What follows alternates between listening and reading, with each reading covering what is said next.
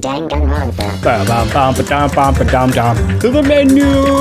To the wall! It's a man OverlordCringus, and I'm immediately back. I took a break, and I thought to myself, do another one, and go from there. Let's continue.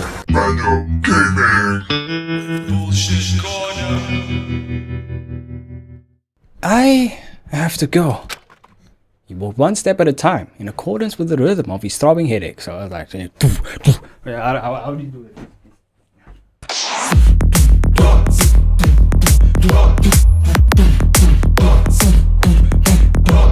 Seems like that's how I would do it. Slowly you walk forward. Oh, dubstep then. Not knowing if where he was headed was heaven or hell.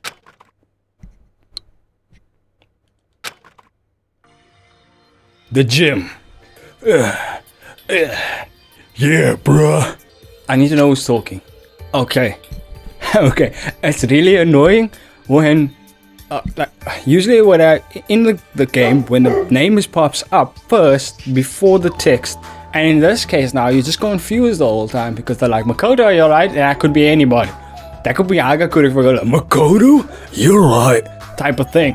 Damn. Makoto, you're right. Sayaka ran over to Makoto as soon as he entered the gym. Yeah, thanks. Sorry about yesterday. I guess I really worried you. Please don't apologize. I almost said don't stop apologizing. I'm sorry too. Passed into your room when you weren't feeling well. Now that you mention it, what happened yesterday? Sayaka looked away for a brief moment, but immediately turned back, smiled a pop sensation smile, and shook her head. You mean a fake smile? That smile that she gives right before she stabs you. That's the bit. I'm gonna keep on with that one. I'll keep that one. It's nothing. I'll tell you some other time. Huh? While they were talking, Kiyotaka Shimaru, the ultimate Mortal Kombat, stepped forward, pointing an accusatory finger at Makoto. Ooh, I haven't done youth man talk in a long time. I'm excited. You're late, Makoto. Explain why you were tardy. The other students collectively raised their eyebrows as they were thinking, why is this guy yelling at someone who was sick? However, Makoto just seemed to smile gently and honestly. I didn't feel so well. I was resting in the nurse's office. Can you note that in the daily logbook? I see. That's consistent with my information. If that's the case, then I shall usefully consider this matter settled. For youth. It feels good. I missed him. Conversation progressed smoothly, and Taka smiled as he kept talking.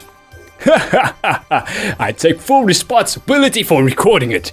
You just focus on being youthful. If you ever feel ill or unyouthful, please report to the health committee. It seems we need to appoint our health committee members after this meeting though. Taka walked away mumbling to himself as he opened the daily logbook he found in the academy's supply room. Celestia Ludenberg, the ultimate gambler, saw the whole conversation, walked up on Makoto.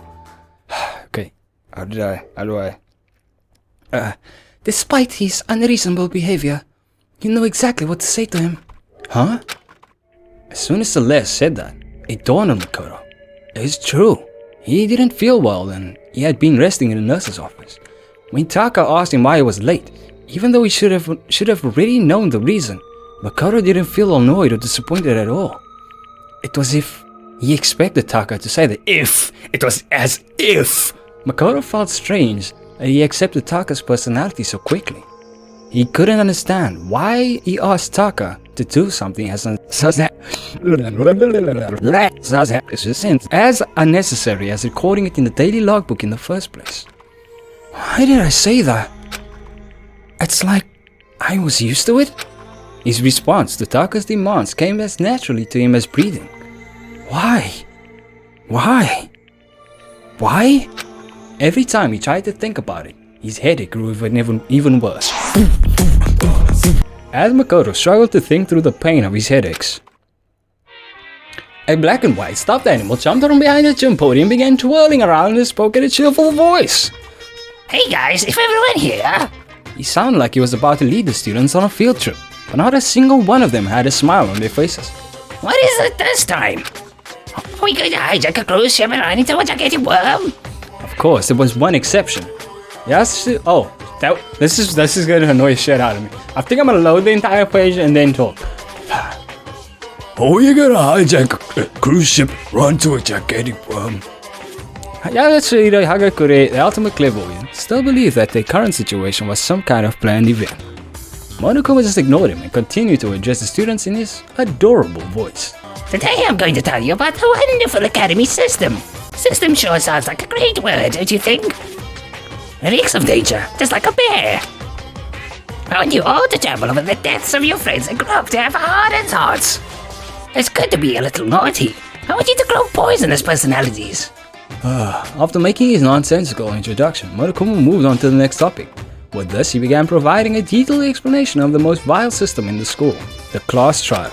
No, you can't just kill someone. You can kill someone without anyone else finding out why you did it. Monokuma talked about his horrible graduation program with a casual indifference. But because the killing hadn't happened yet, his lecture didn't instill any despair in the students. As long as the killing never occurred, there'd be no point to the class trial. But no one could really say that a killing wasn't going to happen. As the students' suspicions began to rise, Monokuma continued explaining the class trial until... who's saying it? Wait, hold on a second. As Monokuma began explaining the executions that would serve as punishment, one girl stepped forward. Junko?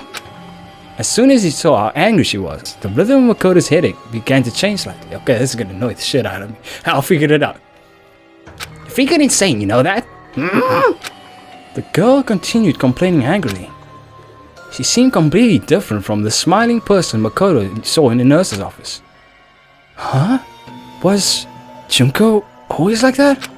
No, she's different. So Junko asked, but is that person really Junko? Huh? Wait, what am I thinking? As Makoto struggled with his headache and confusion, Monokuma and the girl continued to argue.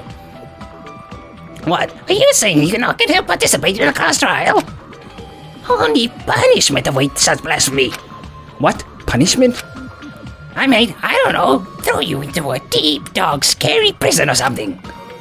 Different. Strange feeling he felt was now directed at Monokuma. A prison? No, they aren't that kind. A series of images flashed in Makoto's mind, and at first he thought it was some kind of parade. But he quickly realized that was a mistake. What looked like lights were actually buildings engulfed in flames. The red decorating the scene seemed to have come from human bodies. Despair. It wasn't confirmed to the Academy, or even to Japan. Images wasn't confined.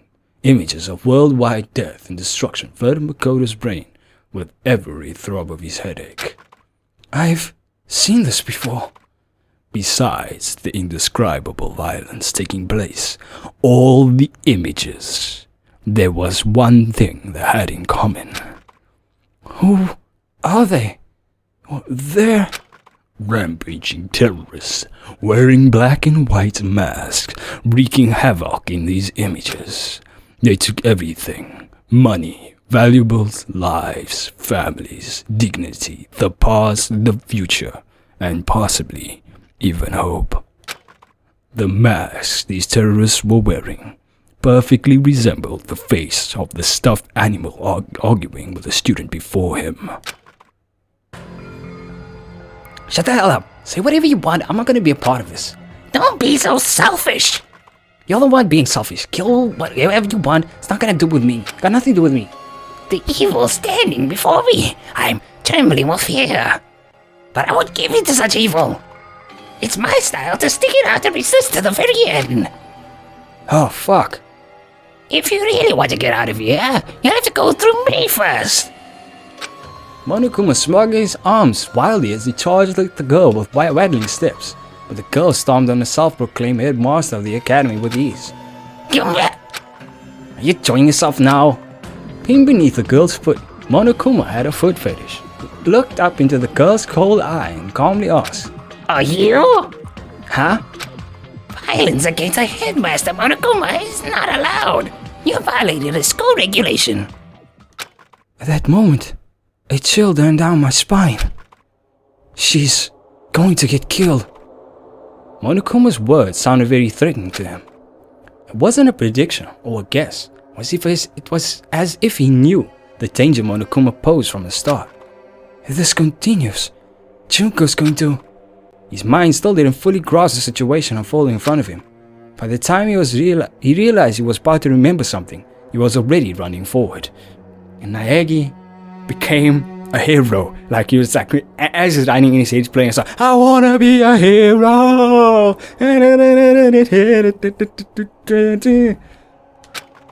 Junko. The impact of feet combined with the rhythm of his headache, sending his brain and heart into panic. No, she's different. She's... I invoke the mighty summon spell. Help me, to me, godly spear Gunga. Monokuma wiggled beneath the girl's foot because he had a foot fetish and let out a scream. At that exact moment, Makoto charged at her and screamed out, Mukuro, watch out! Huh? The girl just at Junko and Ashima widened her eyes in shock. As if to evade the charging Makoto, she jumped back with agility unheard of in a teenage high school girl. And then, right at that moment, countless spears pierced the spot where she had been standing just a split second ago. All the students, including the girl, stared wide-eyed at the sudden turn of events. Spears, too many of them to count, had shot out with blinding speed from mechanisms installed in the floor and walls of the gym. And with that, Makoto has saved waifu number 1. In the entire list of waifus, third game not added yet, will to be announced, it's Mukuro, then Chiaki, Ipuki Akane, and then others. However, Makoto was unable to notice this. Huh? Why did I call Junko Mukuro? Mukuro? As that thought entered his mind, a sharp, sudden impact struck his side, followed by an intense, deathly pain that ran down his spine and speared throughout his entire body. The spear stabbed into his side, instantly tore his flesh to shreds, and shot at his back, coated in blood and other bodily fluids. Stomach acids? Shit? Come? At that moment, the black fog that engulfed his Makoto's mind was consumed by death itself. As his consciousness slowly faded, he remembered everything. Because of the electric jolt and the chemical compound from the escape button, because of that button he had found by chance, Makoto Naegi managed to escape. He escaped this hopeless game where he and his fellow students had their memories stolen and were forced to kill each other. Of course, that escape is also what led him to this current life or death predicament. In the end, perhaps he only escaped from one despair to fall into another. But at the same time, his actions had unintended consequences for one person, the girl living a false identity as a beloved little sister, Junko and Ashima, Mukuro Ikusaba, the ultimate soldier and member of the ultimate despair. Her past, her future, perhaps even her hope itself, on the path to despair. And so the curtain falls on Makoto's story for now. From this point, the story is about a certain girl. A girl who's more pitiful than anyone else in the Sealed Off Academy.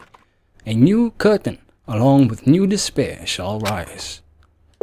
And I'm going to end this one here. This is your man OverlordCringus. I want you to like, subscribe, smack your face with keyboard a couple of times. The notifications, always check out all our links in the description. Especially second channel, Exhausted Genshin. We'll be playing Genshin Impact, doing that Perilous Trial 2.7 update right now, where I'm currently farming and failing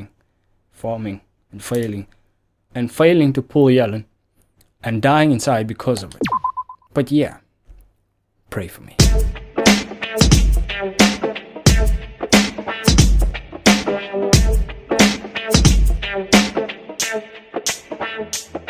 But immediately turned back, smiled a pop sensation smile, and shook her head.